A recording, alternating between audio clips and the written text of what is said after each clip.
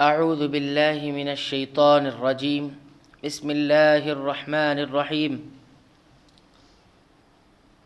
قل أي شيء أكبر شهادة قل الله شهيد بيني وبينكم وأوحي إلي هذا القرآن لأنذركم به ومن بلغ أئنكم لتشهدون أن مع الله آلهة أخرى قل لا أشهد قل إنما هو إله واحد وإنني بريء مما تشركون.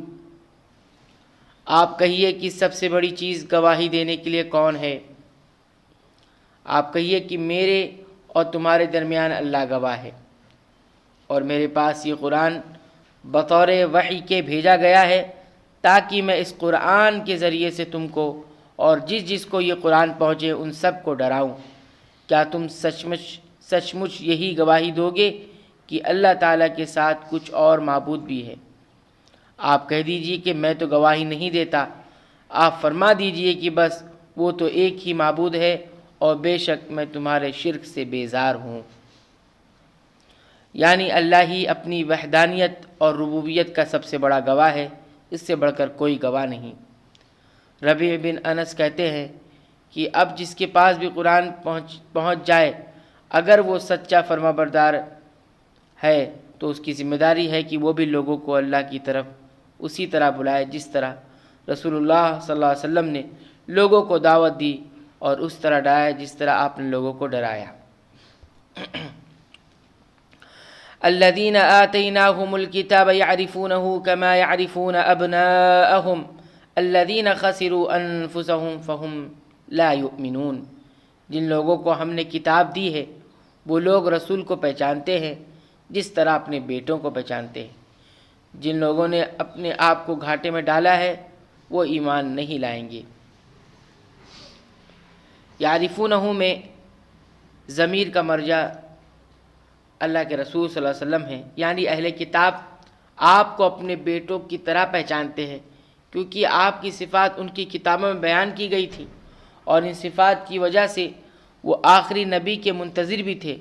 اس لیے اب ان میں سے ایمان نہ لانے والے سخت خسارے میں ہیں کیونکہ یہ علم رکھتے ہوئے بھی انکار کر رہے ہیں. فَإِن كُنْتَ لَا تَدْرِي فَتِلْكَ مُصِيبَةٌ وَإِن كُنْتَ تَدْرِي فَالْمُصِيبَةُ أَعْظَمُ. اگر آپ کو علم نہیں ہے تو یہ بھی اگرچہ مصیبت ہی ہے، تاہم اگر علم ہے تو پھر زیادہ بڑی مصیبت ہے. وَمَنْ أَظْلَمُ مِمَّنِ افْتَرَى عَلَى اللَّهِ كَذِبًا أَوْ كَذَّبَ بِآيَاتِهِ إِنَّهُ لَا يُفْلِحُ الظَّالِمُونَ. اور اس سے زیادہ بے انصاف کون ہوگا جو اللہ تعالیٰ پر جھوٹ بہتان باندھے یا اللہ کی آیات کو جھوٹا بتلائے. ایسے بے انصافوں کو کامیابی نہ ہوگی. یعنی جس طرح اللہ پر جھوٹ گڑنے والا یعنی نبوت کا جھوٹا دعویٰ کرنے والا سب سے بڑا ظالم ہے، اس طرح وہ بھی ظالم ہے جو اللہ کی آیات اور اس کے سچے رسول کی تکذیب کرے یعنی جھٹلائے. جھوٹے دعوے نبوت پر اتنی سخت وعید کے باوجود یہ واقعہ ہے، یہ حقیقت ہے کہ متعدد لوگوں نے ہر دور میں نبوت کے جھوٹے وعدے کیے ہیں، اور یوں یقیناً نبی کی پیش گوئی کی 30 جھوٹے دجال ہوں گے. 30 جھوٹے دجال ہوں گے، ہر ایک کا دعویٰ ہوگا کہ وہ نبی ہے. گزشتہ صدی میں بھی قادیان کے ایک شخص نے نبوت کا دعویٰ کیا، اور آج اس کے پیروکار اس لیے سچا نبی اور بعض مسیح معبود مانتے ہیں کہ اسے ایک قلیل تعداد نبی مانتی ہے. حالانکہ کچھ لوگوں کا کسی جھوٹے کو سچا مان لینا اس کی سچائی کی دلیل نہیں بن سکتا. صداقت کے لیے تو قرآن اور حدیث کے واضح دلائل کی ضرورت ہے. جب یہ دونوں ہی ظالم ہیں تو نہ جھوٹ گڑنے والا کامیاب ہوگا اور نہ ہی جھٹلانے والا. اس لیے ضروری ہے کہ ہر ایک اپنے انجام پر اچھی طرح غور کر لے. وَيَوْمَ نَحْشُرُهُمْ جَمِيعًا ثُمَّ نَقُولُ لِلَّذِينَ أَشْرَكُوا أَيْنَ شُرَكَاؤُكُمُ الَّذِينَ كُنْتُمْ تَزْعُمُونَ.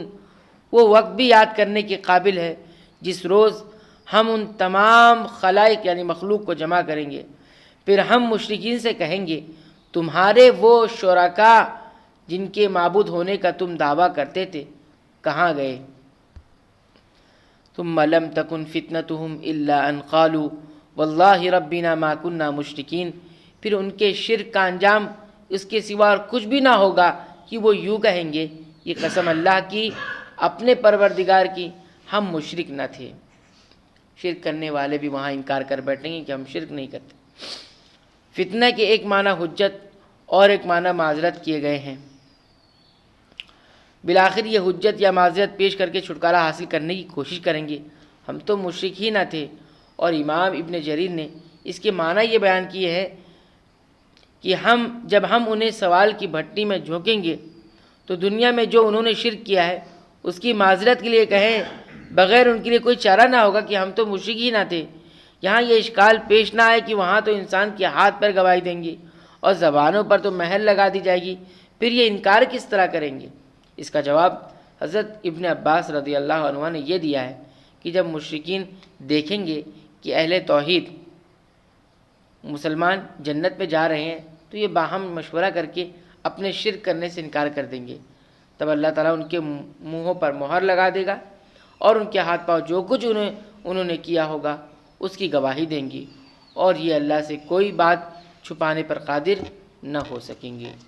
انظر کیف کذبوا علی انفسہم وضل عنہم ما کانوا یفترون، ذرا دیکھو تو انہوں نے کس طرح جھوٹ بولا اپنی جانوں پر، اور جن چیزوں کو وہ جھوٹ موٹ تراشا کرتے تھے وہ سب غائب ہو گئے، لیکن وہاں اس کا کوئی فائدہ نہیں ہوگا۔ جس طرح بعض دفعہ دنیا میں انسان ایسا محسوس کرتا ہے، اسی طرح ان کے معبودان باطل بھی جن کو اللہ کا شریک اپنا حمایتی و مددگار اور سفارشی سمجھتے تھے غائب ہوں گے، اور وہاں ان پر شرکا کی حقیقت واضح ہوگی، لیکن وہاں اس کے ازالے کی کوئی صورت نہیں ہوگی۔ رب العالمین سے دعا ہے کہ رب العالمین تو ہمیں ان آیات کریمہ کے مطابق اپنے ایمان، عقیدے اور اعمال کے اصلاح کی توفیق عنایت فرما، آمین۔